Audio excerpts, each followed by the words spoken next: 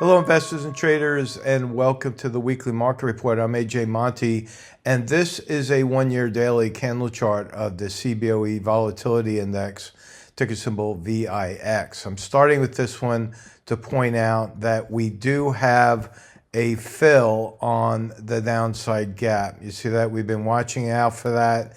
Now that the downside gap has filled, we have an upside gap that is still open. Now, if you've been following me long enough, you'll know that I often give guarantees on gaps with the VIX. And what I mean by that is 100% of the gaps on the VIX fill. And therefore, if we have an open gap above the market, I'm guaranteeing you that that will fill. We will ultimately see the VIX trading up there at 36.85. The big question is when. Can the VIX go a little bit lower before filling that gap to the upside? Yes, I think it could. And the main reason I say that is because if you look at the CCI, we've now hinged down. Now, there is a very light support level down here, right around $20.68. So there's another dollar, perhaps, to the downside, which means that the S&P could go up a little bit more before this upside gap fills. But let's take a look at the S&P through the SPY. I'm going backwards here with my ticker symbols because the volatility index, for the most part, is inversely related to the S&P. And if you look back here, we do have a role reversal resistance right here at that high. You see that resistance right there. And that's why I mean if the VIX drops a little bit more, we could see the S&P get up to that level, but I do believe it'll hold as resistance. Ultimately, I'm keeping that downside target right down there. I know that seems extreme for some of you, but I'm very confident that that downside target will hit. And that's how we're playing this market. We're playing it to the downside, and that target is 497.97. Now I'm going backwards here, looking at the Qs. You can see that we did fill this very small gap right here, which is what I had highlighted. There is resistance. I could actually move this resistance up just a bit right here because that too is a role reversal. So I could go as far back there. And you can see that resistance is right at that role reversal level is 498.38. Ultimately, again, I think the Qs will hit that downside target of 417.67. Now, I'm going to be talking about Bollinger Bands and the importance of looking at the price and how it diverges from that 20-period moving average. And you can see there's a wide divergence there. That is one of the 7 points on our 7-point trading checklist. So, in other words, the further the stock trades from that moving average, the greater the chance it will be for it to pull back to that moving average. And a lot of times, once it pulls back to the moving average, it generally whipsaws and goes the other way in more or less a pendulum effect. And that's why I'm keeping that downside target. Now, we've had some great success this week with trading bearish positions. I'll get to the trade of the week towards the end of this video, so stay tuned. That's something new that I'm highlighting is the trade of the week. Remember last week we had that great trade in UNH. Well, this week we had another trade that was very similar in Eli Lilly, so stay tuned for that. Again, downside target right there on QQQ at 417.67.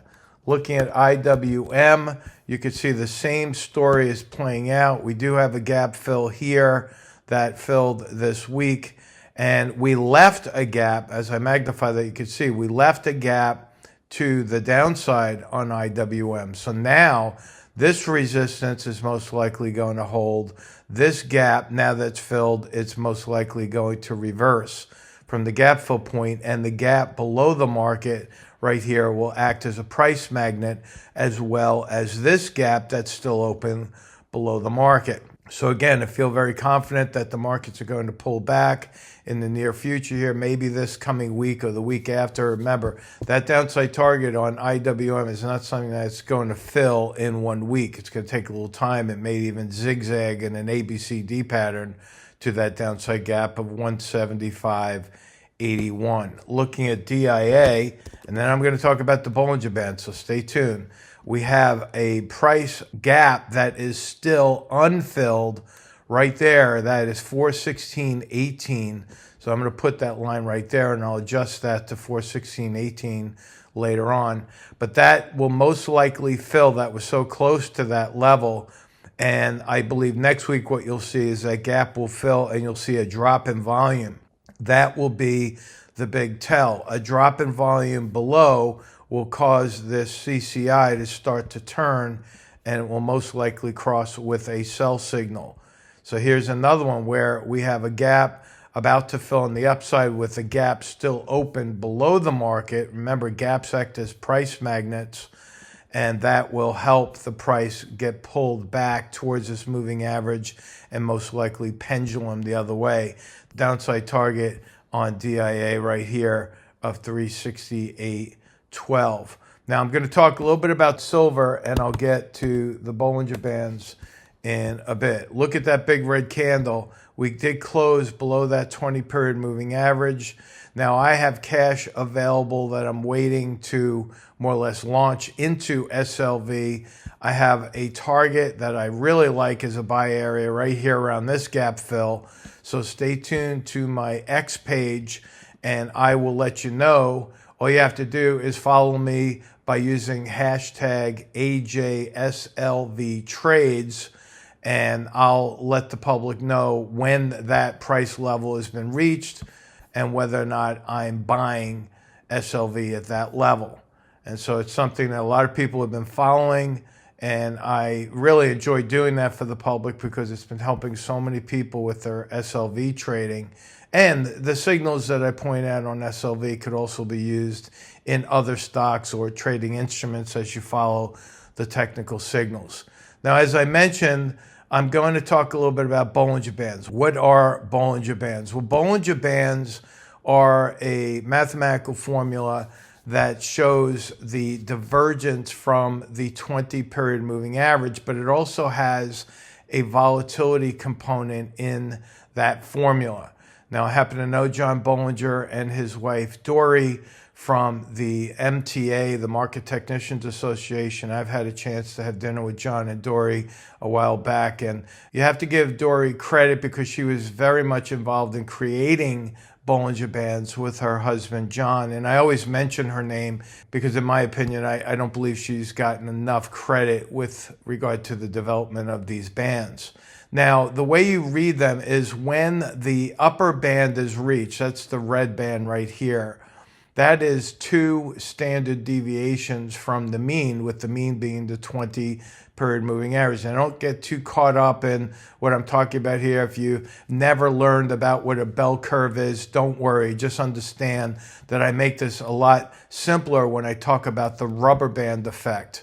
Okay, imagine you have a rubber band with one end connected to the moving average, the other end connected to this upper band. When it gets stretched, there's a tendency for it to pull back, like the rubber band is pulling it back towards the moving average. Now, when the volatility expands on a stock, or in this case, the DIA, like what we saw a couple of weeks ago, the bands expand, giving us that indication that the volatility is exploding. Now, once the bands have expanded, like what we see right here, we generally get that contraction again, and that's called the pinch, right? The Bollinger Bands tend to pinch or contract, and those are also used as a trading strategy. I'm not going to get into it this week, but just understand that when you are looking at the upper band being reached, you could expect it to pull back. Now, what I do is I use the CCI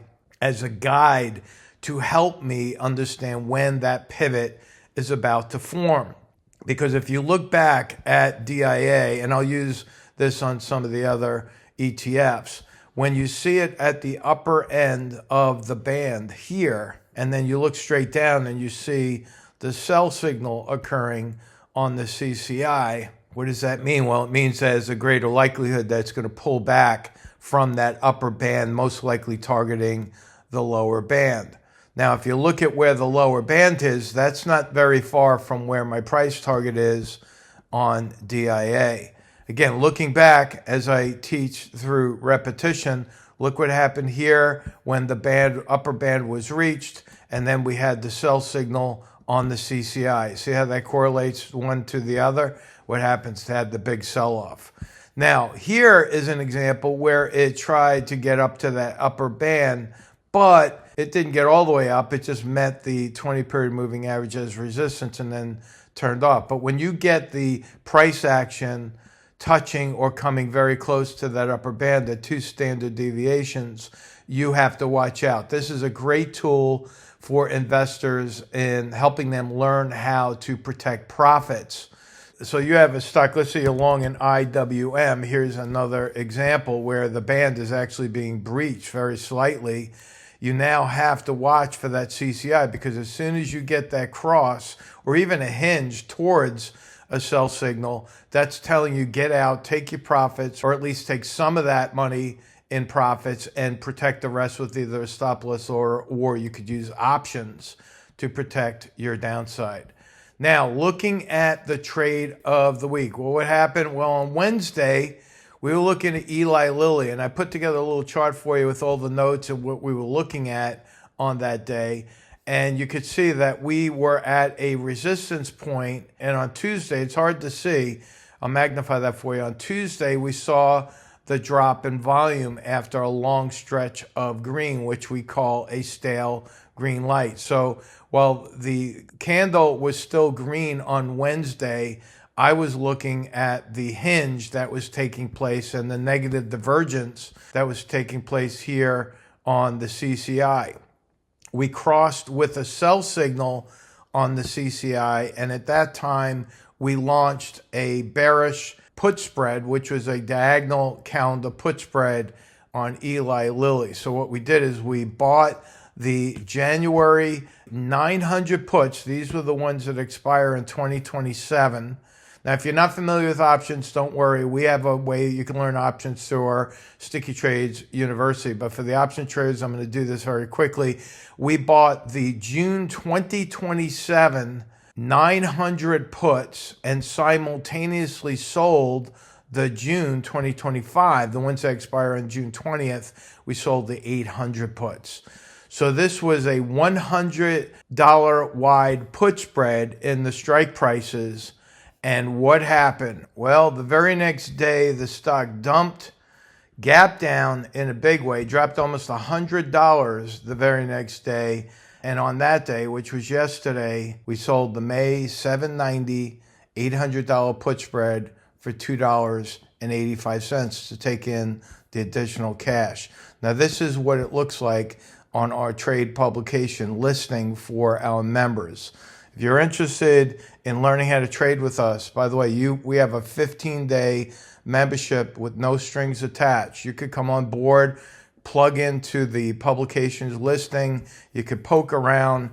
Each one of these publications has a little bit of a link there. See where it says view, and you could watch the video. Every trade publication comes out with a video that explains the trade, how to manage the trade, what prices to trade each option at. And those publications act as a guide for traders to help them through the process of trading options. So you could see the very next day, what did we do? We sold the 790 800 put spread. We took in another credit. The credit that we took in helped lower the cost basis of the original spread that we bought here for 136. And now this one is set up to be one of the best trades that we've done all year. And you have to understand that we already have a few of these monster trades, as I'll call them, where we have calendar spreads, and each and every month we pull out credits. As we get closer to the expiration, we pull out credits, and we use those credits to pay down the cost basis. One other trade that I'll mention, and then I'm going to move on, is MSTR. We did the same exact thing back here. We put on a put spread, and we kept selling puts against the puts that we were long. Again, this is a spread. You buy a put, sell a put, and over time, we've collected a massive amount of cash. And this one, even though the stock has gone up, we're still making money because next week we're going to roll the short puts that we have again for another big massive credit to get the cost basis paid down. And then I think MSTR will drop, and then the overall spread is firing on all cylinders. Folks, I really enjoy these videos, and I hope you enjoy them each and every week. All you have to do, remember, is subscribe, hit the notification bell, and you'll get your weekly nugget of information on how to trade the markets. I've been adding content to the weekly market report because for the past couple of weeks I have not been putting out the midweek report due to time constraints, but I do give the midweek report to our members via the rapid fire stock analysis session. So I hope you could join us through the 15-day membership, plug into our webinars, plug into my reports, have fun, learn how to trade the markets with confidence, and I will talk to you on the next video. Have a great weekend. So long. In a world of endless data, where every second counts, introducing Nod Live, your professional compass in the chaos of the stock market. Nod Live cuts through the noise. Stay ahead with Nod Live.